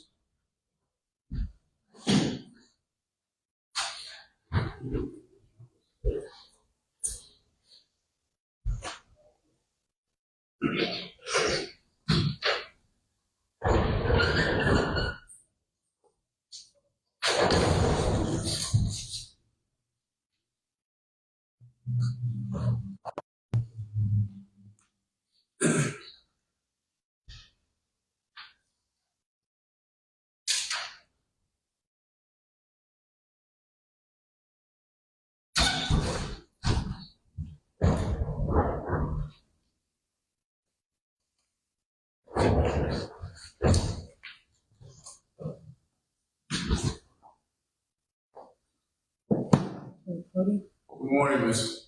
Ammons. Would you please raise your right hand? Do you swear or affirm that the information you are about to provide to this committee will be the truth, the whole truth? I do. Thank you, Ms. Ammons. Thank you. Ms. Clayton? Yes, thank you. You were mentioned on the November 9th, 2021 situation. Ms. Riley states, I immediately called Captain Amy, my supervisor, and told her about the incident. And she informed me that she will handle it. Now, this incident involving Sister Miller-Cody was about the ribbon cutting. So, do you recall Ms. Riley sharing that incident with you? I do. What did you do to handle it? I went to our city manager, Richard Hardy, to notify him so that he could notify the mayor. And so once that happened, I can't verify if and when the mayor spoke to Councilwoman Cody. Is that the normal procedure? I'm assuming you notify the building boss. It is. Well, when it comes to a council member, it's a unique situation, right? The 659 employees, we can discipline or, talk about what actions need to be done. But council members are elected, and so the mayor is the one that deals with any situation that is brought forth, or that's the way it should happen. Are you aware of any other incidents involving interactions between Ms. Riley and Councilwoman Cody? So, other than the ones that she's brought forth to me or that I've seen, I've never seen per se both of them, but I've been privy to the questions that that Councilwoman Cody's had regarding the funding of the program or senior citizens not getting homes, but me, myself, seeing them both in a situation, no. No, I'm specifically referring to times that Ms. Riley might have notified you of Councilwoman Cody allegedly interfering in her ability to do her job. Every time that Miss Riley had come to myself or Richard, we've addressed it either with Miss Cody or taken it to the mayor. This happened more than once. Yes. I can't give you an accurate ballpark figure, but yes, it was, it got continuously more frequent, I think, in the last year, but there were always concerns that were brought forth. And those were related to the mayor to address? Yeah, every single one. Yes, sir. Myself or Richard. Do you have any notes or memorandum of any sort to memorialize any of these incidents, particularly as it relates to the November 9th, 2021 incident? Is that the ribbon cutting one? I don't have notes per se. I think the only one that I can think of is the email that a spreadsheet was created with the names, with the ages of the senior citizens, and then sending that to all of mayor council, showing that the allegations that senior citizens were not getting the homes are indeed about 85% of that. Any more questions, Madam? My final question: has any of the council members brought any concerns about Ms. Riley's performance or her department's performance to your attention? No, sir. That's my comment. Mr. Warren? Yes, Ms. Emmons, you kind of answered it with Mr. Copeland, but in relation to, I guess, the policy and procedure, as Ms. Riley is a subordinate to you, it would be typical for her to come to you on every occasion, or what would she do in handling a complaint or things like that? She would come to me, and then if it was an elected official, then we would forward that to the mayor. And what is your understanding of what should occur if it's an elected official dealing with the mayor and with the mayor? And well, again, it's that unique situation, right? Now, even the mayor can't discipline an elected official, so I think that's what this platform is for, or what we understand it to be, is that, a committee is formed to then give their opinion, whether that's censorship or removal or whatever those things are. That's just out of our hand, and I think even out of the mayor's hand.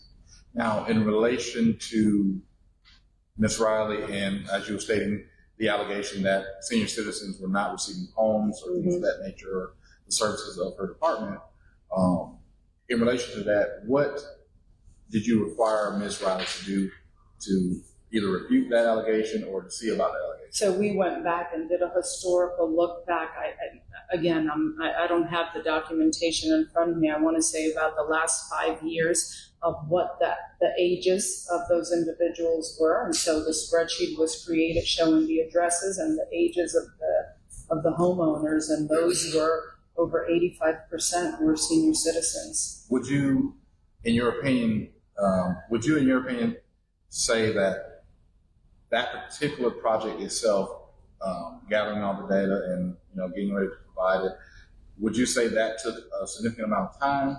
Yes, because we've addressed the same question numerous times and have answered it numerous times, stating that senior citizens were indeed getting the homes. When you say you addressed it numerous times, what forums did you address it at? So we, Richard and I had a couple of meetings with the councilwoman. This wasn't the first time. I don't remember when I sent that spreadsheet. I think it was in December of last year. We had a few meetings addressing some of the street committee rumors that were being brought forth, that senior citizens were not getting homes. And so we showed the spreadsheet showing that indeed they were getting the homes. They were the majority of the homeowners. And based upon those interactions and those meetings, did it seem at that particular point in time that all concerns were alleviated? I mean, I think so, yes, because I mean, when the meeting was over, there were no more questions, but then it seemed to, again, come up, whether it was in a council meeting or just, little innuendos here and there. Now, speaking of other council meeting and things, are you aware of any allegations with concern to Ms. Riley about receiving, or the city receiving millions of dollars and not using those, quote unquote, millions of dollars? So that was. Are those allegations related to what is found?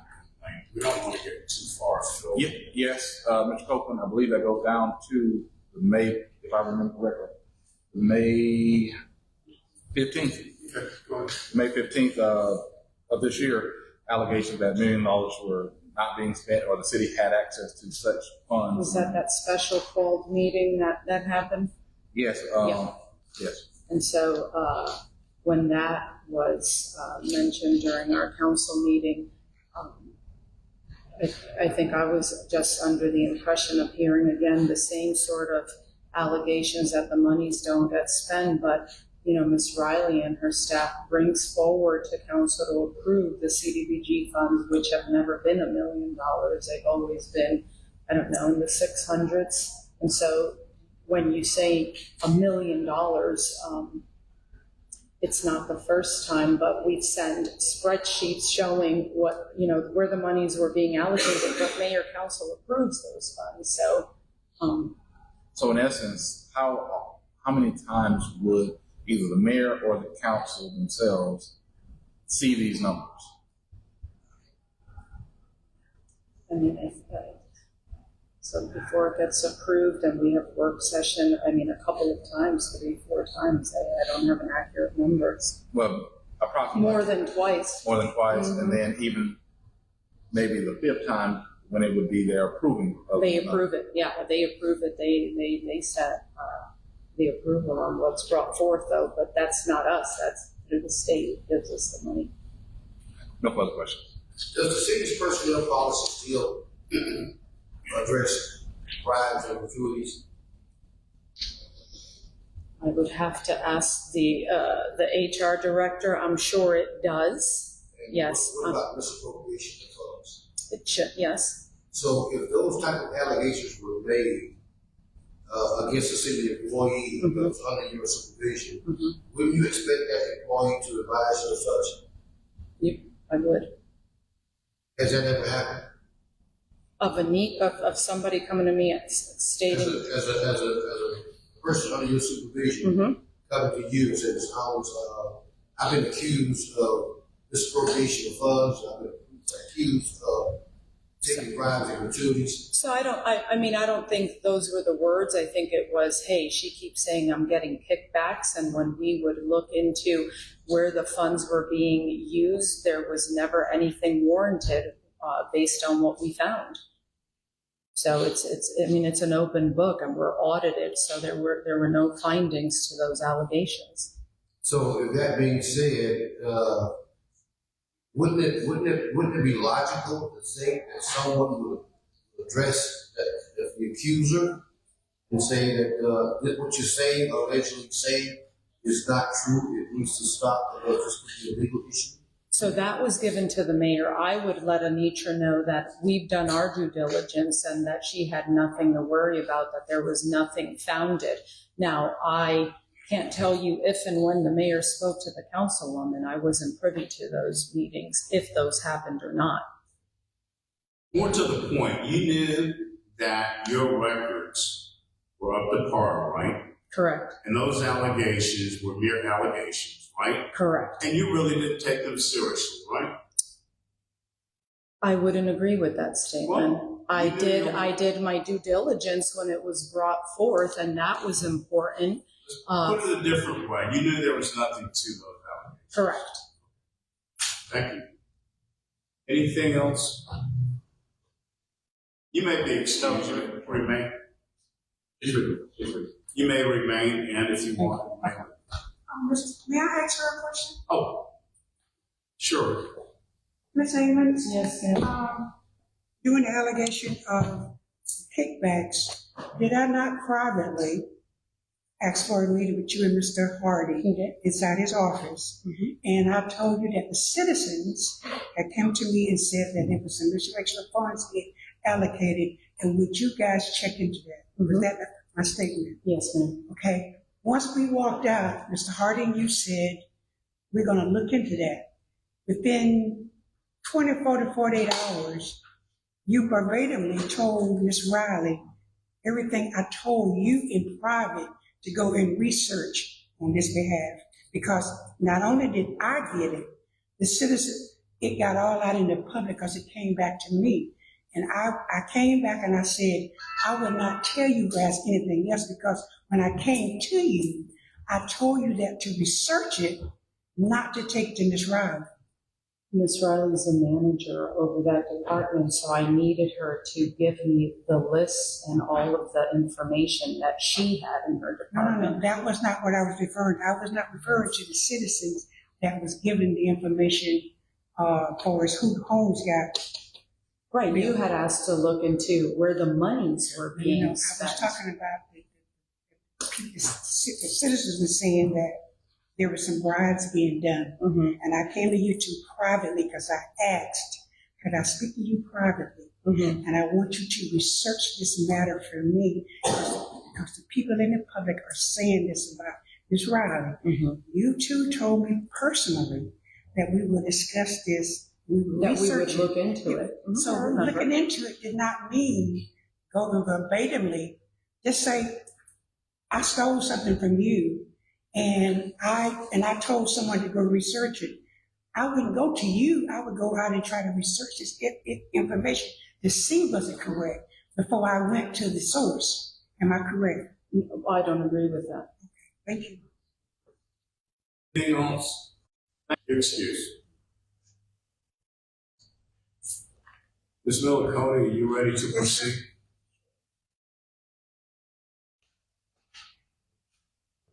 So with Exhibit A? Okay, Exhibit A, which states that we was at a ribbon cutting. I did not receive the time when we should have been there. When I drove up, the ribbon cutting had started. No, by stating the word ass, it was not directly at her. I was saying, y'all's ass, not at anyone. The mayor called me up and said, let's go ahead and do the ribbon, let's do the ribbon cutting. We laughed, everybody there laughed. We had fun, we took pictures. No one took it personally. So to my knowledge, this was just a word that all of us have said to each other. This was not something that first time you heard a person say the word ass. Our city manager, our mayor, all of us said the word ass, but not in an aggressive way, in more or less in a way of a fun way. Exhibit B, Miss Peggy Gardner. When I took oath as office as being an elected official, I took an oath to work for the city of Valdosta. When Miss Peggy called me, she had called me several times. I explained to her the rules as Ms. Riley said. I then went to our city manager and asked permission to contact Ms. Riley and Mr. Joner to come to meet Miss Peggy. When I got to Miss Peggy's house, I remained in my car until Miss Riley walked to my car and asked me to get out the car to go with them inside the house. When we knocked on Miss Gardner's door, I introduced them to Miss Gardner as if she had never met them before, which my way of being courtesy. Once we got inside, I said, Miss Gardner, I have Mr. Riley here and Mr. Jonah. I'm going to turn this over to them. We all walked through the house together. We walked outside.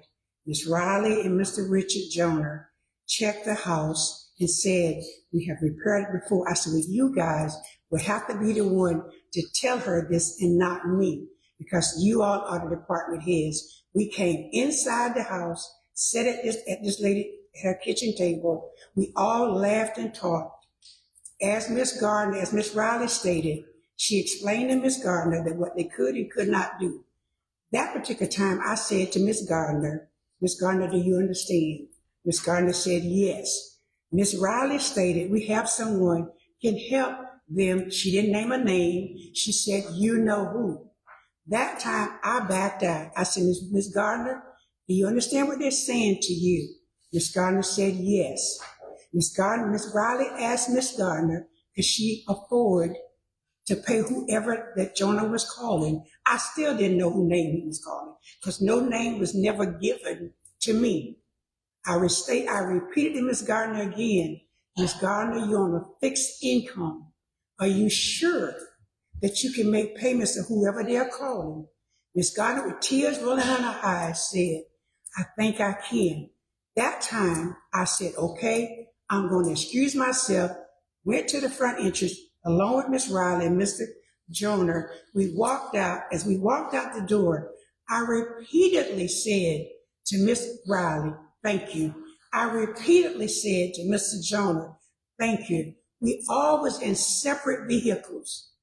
They got in their vehicle, I got in my vehicle, and we drove off.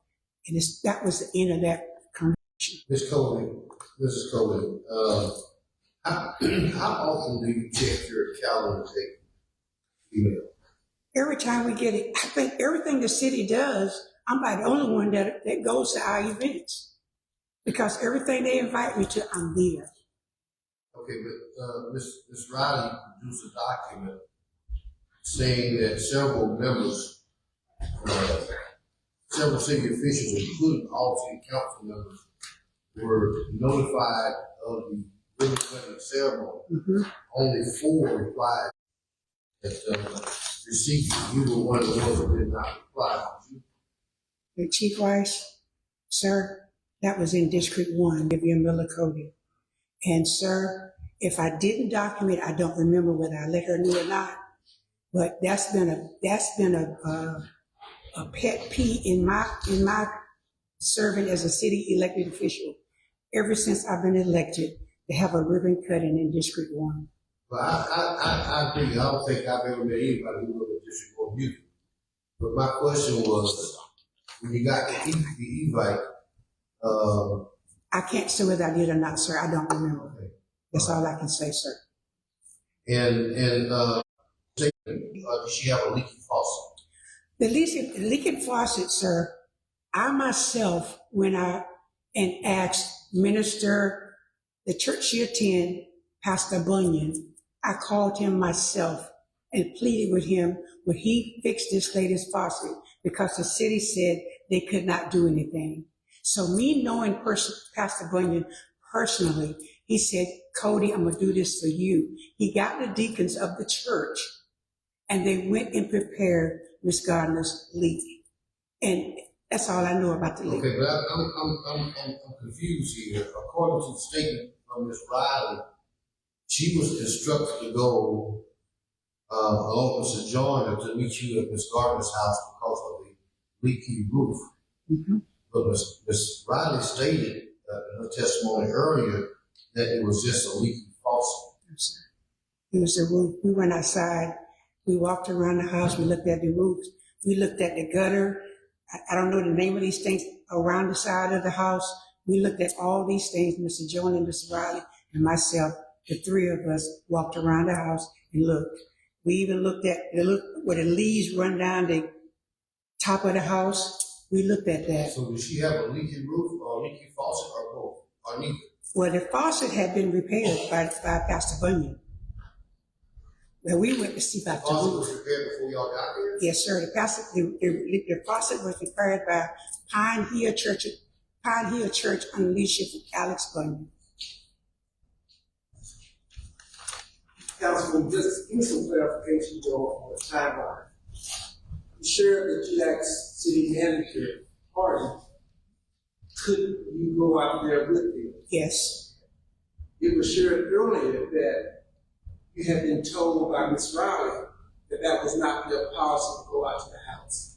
Ms. Riley stated that if our city manager would agree for us to go out there, then she would do it. So apparently, Mr. Hardy agreed for us to go. That's the reason I went. If Mr. Hardy would have said, don't go, I couldn't go out there without them. I didn't have that much authority. You think Mr. Hardy would ever feel you know? Sir? You think Mr. Hardy would ever feel you know? Yes, he has told me no before. So we need to go to the next one, sir. Exhibit C. The spreadsheet of the CDGB funding. This was with the constituents of the city constantly asking, saying that we are not being fair with allocations of the funds being allocated to the homes. Yes, I go to ribbon cutting, but can I look at a person not being racist? Can I look at an African-American woman and tell how old she is? You can't, because you can't even look at me and tell how old I am. So my question was this.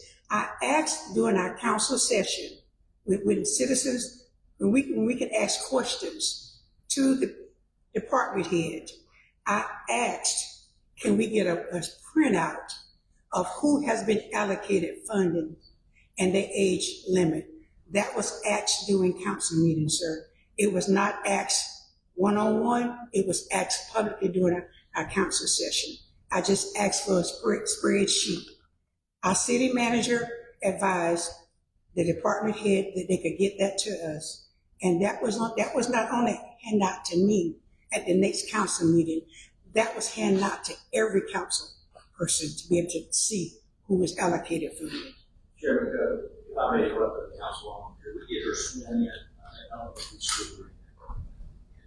You didn't, sir. I'm sorry, I forgot. And I'm sorry, that's my, raise your right hand. Do you swear affirm the information that you provided and will henceforth provide is the truth and will be the truth going forward? Yes, sir. Thank you. You may proceed. So as I stated earlier, and about I asked for a printout because the colleagues of the city, with me being an elected official, and people see I'm always out trying to do things for the city. Yes, they ask me questions. Yes, they ask me why their house is not fixed. So this is what I asked for a printout. So I can verify that everything is being done correctly. By me just keep saying that we're doing it, and have nothing to go on, after a period of time, they won't believe any of us. That's when I asked for the printout. Okay. Mrs. Cody. Yes, sir. I don't think things have changed since I retired. The city personnel policy specifically addressed bribes and gratuities. It also addressed misappropriation of funds. Have you ever accused Ms. Riley of taking a bribe, or anybody else, of taking a bribe or a gratuity or misappropriating funds they were in charge of? As you heard me state earlier to Ms. Amons, I asked Ms. Amons and Mr. Hardy, I said it had been brought to my attention by the citizens that we were misusing funds with this CBGG money. So I went to them privately, not to take this to Ms. Riley, but for them to investigate it, bring it back to me or to the whole body, that I could stand up and say, Ms. Riley was doing a good job. Because if the people that voted for me That's the reason they voted for me to put me in the chair, is that if they feel that they can come to me with something, I'm supposed to go ask questions and research it. If I go on everything that the department head says and don't research what the citizens are asking, why did they have to vote for me? That addresses the misappropriation of funds. But what about kickbacks as a private too? If you ever accused, I have never accused the person. I accused the allocation of let's research it. I didn't accuse her. but you did say it. Yes, I said, Kickbacks. yeah, I said I was told we was getting kickbacks. So I asked for the research of this information.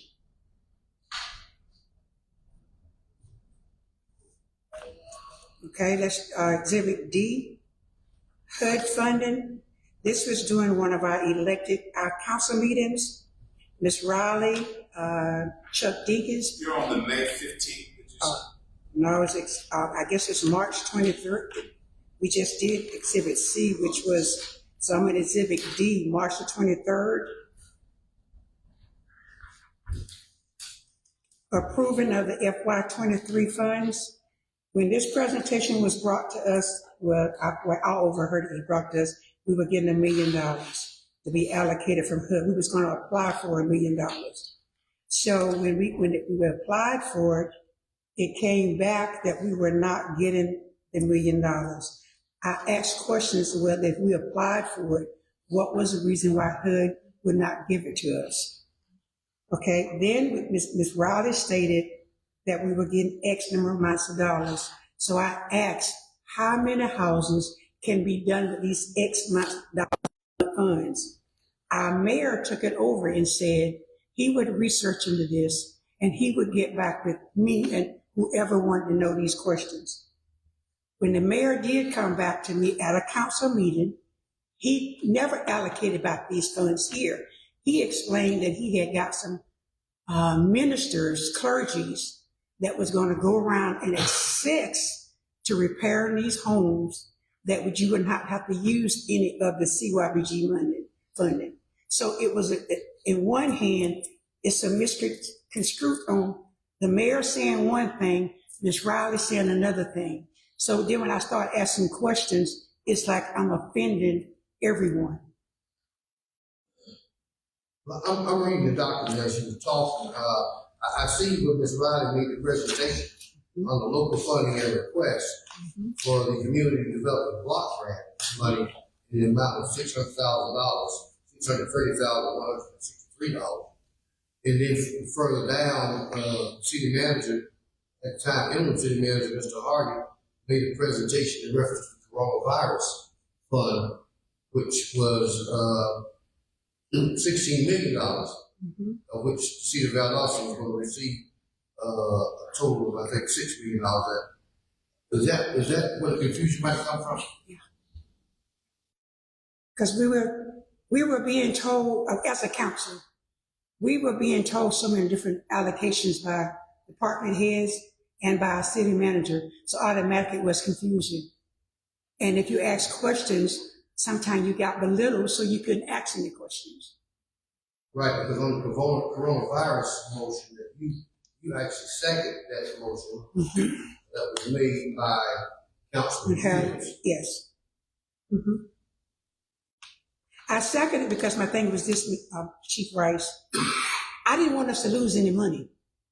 Whether I had problems or my problem was how the money is going to be allocated. For us just getting the money coming down, I'm for the money, but I just want it to be allocated properly.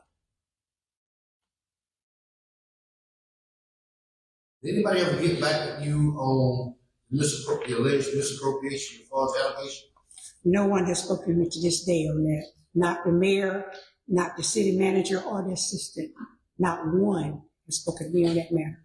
Anybody ever get back with you on having verbal contact, any other type of contact with Ms. Riley that you was advised to stop?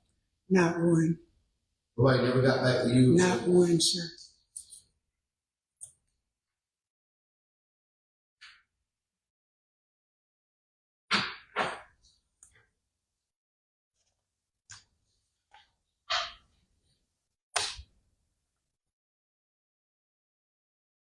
Cody, proceed.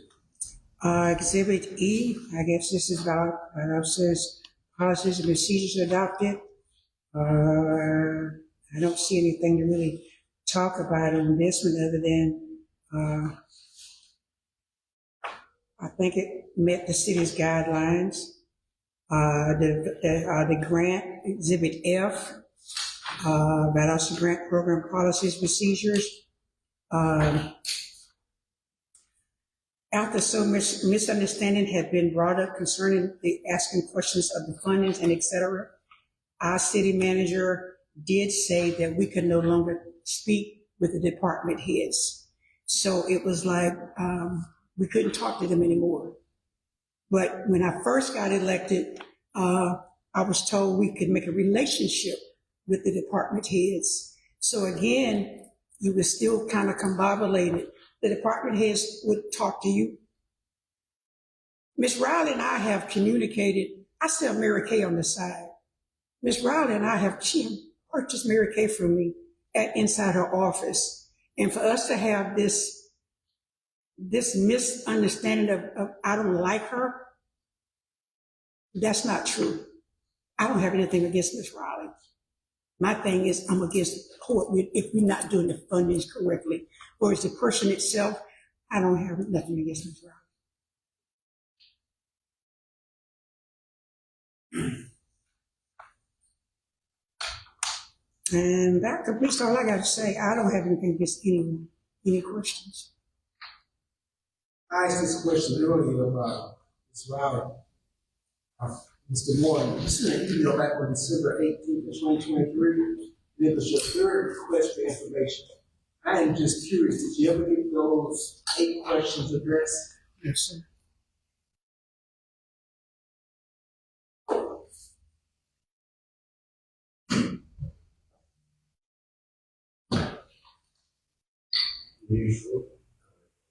Have anything else to offer, Ms. Miller-Cody?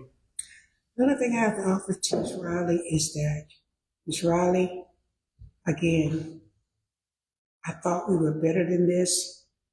And I thought that if there was a misunderstanding between you and I, that before you would take it to this effort, that you would call me in with HR procedures and go through the channel of command before you take it this far. And this could have been squashed without publicizing her name or my name, because it seems like we are both want the same thing in the city, is to make the city better. So why would we take this effort to destroy the city, to destroy the leadership of the city, and to make our city be served as not one of love, not one of community, not one of working together? And again, Ms. Riley, I never had anything against you. I never tried to mistreat you. I've never threatened you. Also, wherever I was at, I would be the bigger person and say, if I did anything, let me take the heat. And referring to Mildred Hunter Center, the citizens, I said that because the citizens were the ones that were there, was the ones putting out in the public that she was doing something wrong. So after the meeting, I wanted to verbally say, Ms. Riley, yes, I was against some of the things I heard what was going on in the city. But now with what I'm learning, I'm your biggest supporter. And that was miscalculated and used against me. That's it, sir. Mr. Warren? Yes, Ms. Copeland. Yes. Now, Ms. Miller-Cody, you stated to a question asked by Member Payton that you never received an answer to those 8 questions. Do you have Exhibit C in your hand?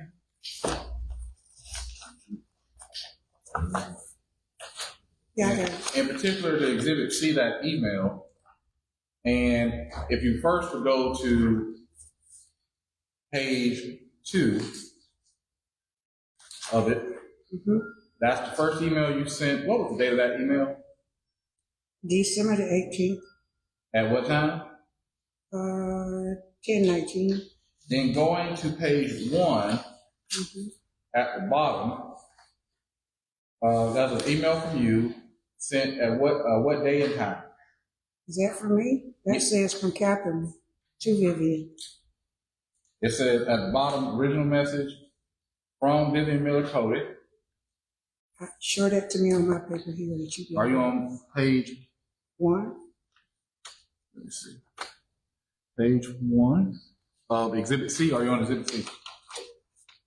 It's Exhibit 6. That's Okay. page 1. Keep going back.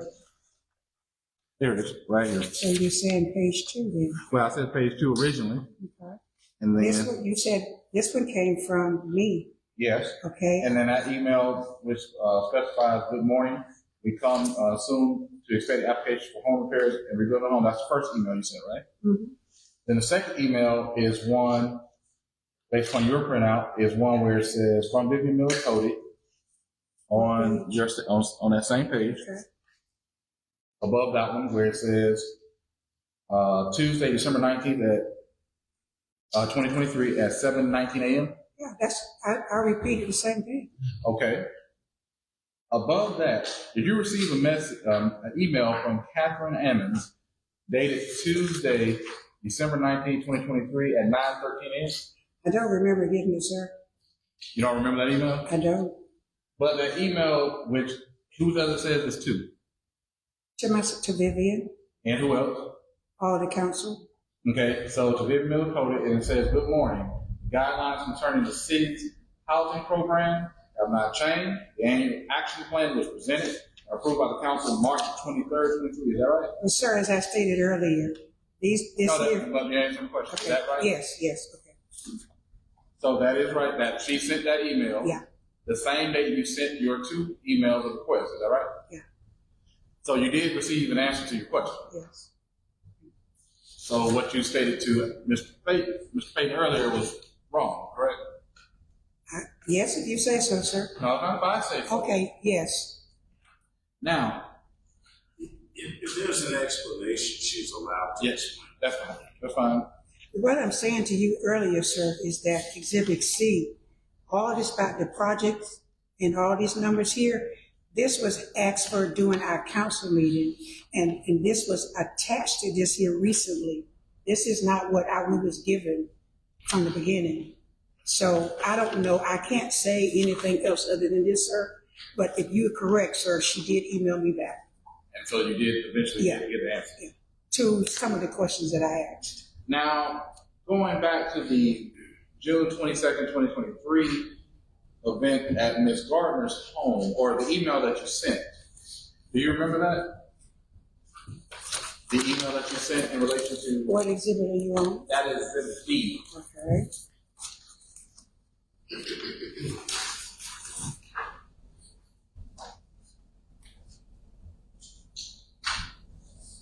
And you have both emails, one from yourself and from Ms. Riley. I got one from Ms. Riley, yes, And then at the bottom, you see the one that you originally sent. the Yes. original message. yes, What time did you send your message? at 7:55 p.m. And that was on Tuesday. Yes, it was. And then when did Ms. Riley return the email back to you? She returned on the 22nd At what time? at 11:58 a.m. And did she have a request in her email to you? She didn't, but I went to our city manager. Did she have a request or did she not have a request? I said no. So she did not in her email state, give me a call, please? Yes, she did. She said she tried to call and left a message, but regarding Miss Peggy, this is what she stated. But also, sir, as I stated earlier, rather than interact with Miss Riley on this matter, myself, I went to our city manager to go through protocol.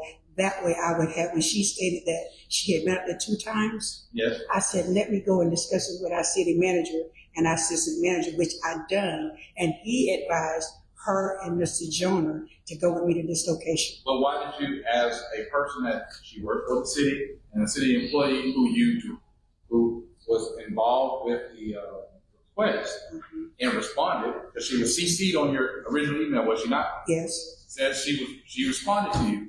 Why did you not give her a call directly in her request for you to call her? Reason I didn't give her a call and request her, because I felt I needed to go above her and talk to our city manager and our assistant city manager, which I stated earlier that I did. But why specifically the city manager when the person who handles that department and handles the specific issue that you were trying to resolve has reached out, given you some background information, and wanted to further conduct a conversation with you? Why did you feel that was unnecessary and just go straight to the city manager? Again, to you, attorney, as I stated earlier, my constituents were constantly calling me on this matter.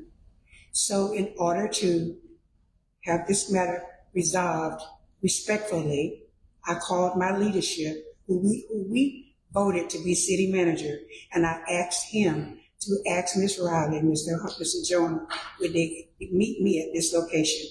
That's the reason I did it. For as what this says, sir, I don't have to, I called through my city manager, and that's what I did. Well, in that case then, did you call the city manager on the date in which you were upset about not being on time to a ribbon cut? The city manager was there, sir. Yes, but did you call upset with the city manager, or did you call? I didn't call anyone, sir. Mr. Chair, I think he's badger.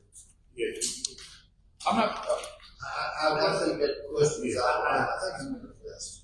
I tend to agree. I'll let you ask one more question. Well, I'll move this on. I'm wrong.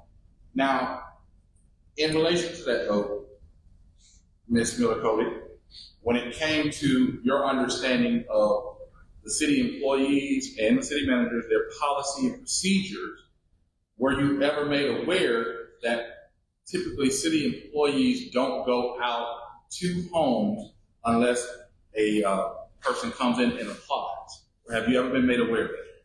Sir, as I said to you earlier, our city manager and our assistant city manager and our mayor have allowed councilmen to ask department heads to go out and serve the citizens. This just came up recently that we were going by strictly by all the guidelines. Ever since I've been elected, we have been allowed to go to these citizens' houses with department heads. Just here recently, we have got to a point we can't do anything. That is fine. Now, as you had spoke with the city manager and Ms. Riley and Mr. Joyner went out with, you stated that, and in your email, you stated the issue was a leaky roof. Is that right? As far as I know, that's what the project was about, the leaky roof, sir. Okay, so it's about the leaky roof. Yes. Upon arrival, or prior to arrival, how much contact did you have with Ms. Riley? None. I stayed in my car. I didn't even get out my car. Well, I didn't get out my car until she knocked on my car door and asked me to get out. When I knocked on Miss Riley's door, I introduced the two people and myself very professionally, and we went inside. did you ever relay the information from Ms. Riley's email before you talked to the city manager? Did you ever relay that to Ms. Gardner that she was on fixing her home? My statement to Ms. Gardner is just as I do every citizen that I talk to. But I would go beyond to try to get you the proper answer from the department heads who can answer your question for you, sir. That is my statement to Ms. Gardner and to any citizen that I deal with. And you had at that particular time, had you already seen the email response from Ms. Riley? As I said to you earlier, I went to my city manager and asked repeatedly, would he allow Ms. Riley and Mr. Joyner to meet me at this location? I'll move forward on that question then. So once you and Ms. Riley and Mr. Joyner viewed the home, it became, Ms. Gardner became aware that she would have to get a contractor. Is that right? Mr. Joyner advised her of that. So that's a yes. Mr. Joyner advised her of that. Now, after that, when did you, in conjunction to that time frame, when did you become aware of certain allegations of kickbacks in relation to Ms. Riley? Sir, there have been allegations of kickback ever since I've been elected as an elected official. Yeah, so this is nothing new that they've seen as there being kickbacks. So concerning Ms. Riley, yes. As you said, I asked about the kickbacks. Yes. I didn't ask Ms. Riley about the kickbacks. I went to my leadership, department heads, as city manager and assistant city manager, privately, and asked them to look into this matter. Yes, but you skipped over my question. What's your question? My question specifically was, you went there this date, you viewed a home, there was a contractor name given to Ms. Gardner in relation to that particular date. How many days, hours, or minutes after that particular day did you relay to city management that there have been allegations against Ms. Riley about kickbacks? That's my question. It was several days.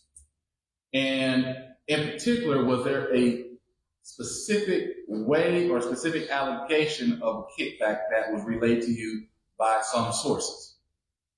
Work it down more.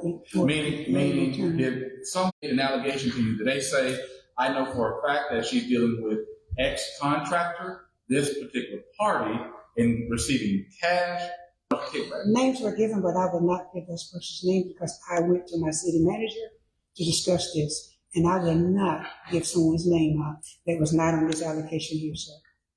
But Mrs. Warren, can we move on? Yes. The kickback issue. We've heard enough about this. I'll- We hashed it. We hashed it. I'll move on.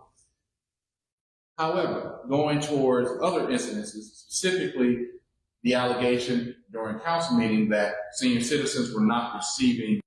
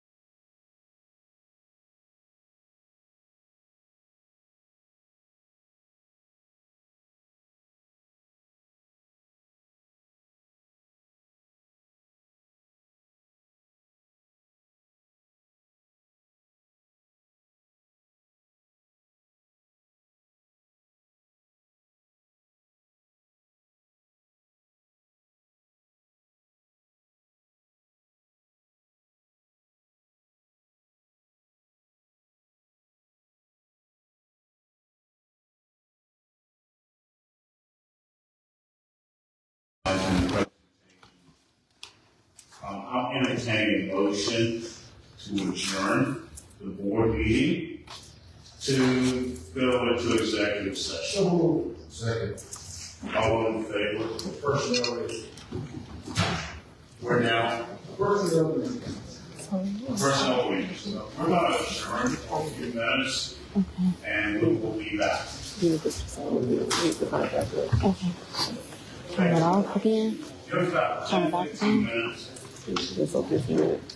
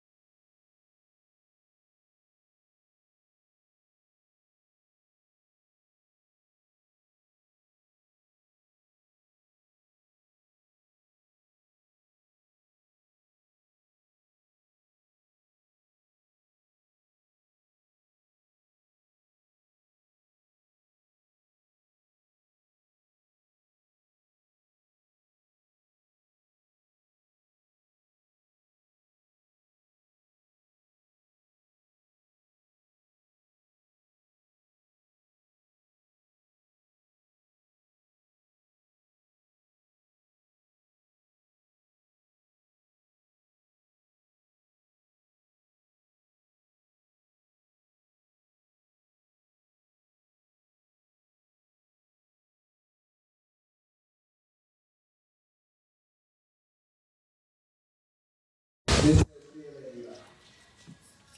been a very interesting experience. And a small point.